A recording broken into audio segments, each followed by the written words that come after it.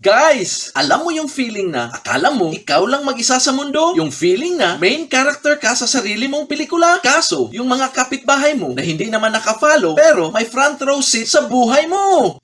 Araw-araw. Hello guys! Welcome back to my channel. Todo bigay yung intro ko, di ba? Yung energy level, 10,000 watts. Yung confidence, abot hanggang langit. Pero, alam niyo ba kung ano yung masakit? Yung narinig ko yung usapan sa labas ng bintana ko kanina. Uy, ayan na naman si vlogger. Parang sinasaniba na naman.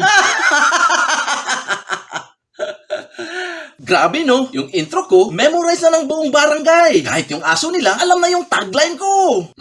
Para kasi yung ex mo lang, todo announce sa social media na I'm happy and moving on. Pero ang totoo, pati yung kapitbahay ng pinsan niya, alam na umiiyak siya gabi-gabi habang nakastalk sa profile mo.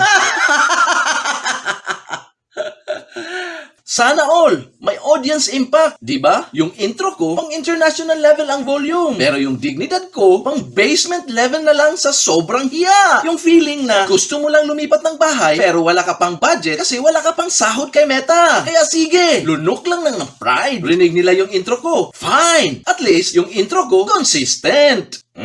Hindi tulad ng ex mo, sa simula, sweet, sa huli, parang diabetes na. Puro sakit na lang ang nararamdaman. Kaya sa mga kapitbahay ko, i-full volume na lang ang radyo nyo. Hayaan nyo akong maging boses ng barangay na to. At least, maingay lang ang intro.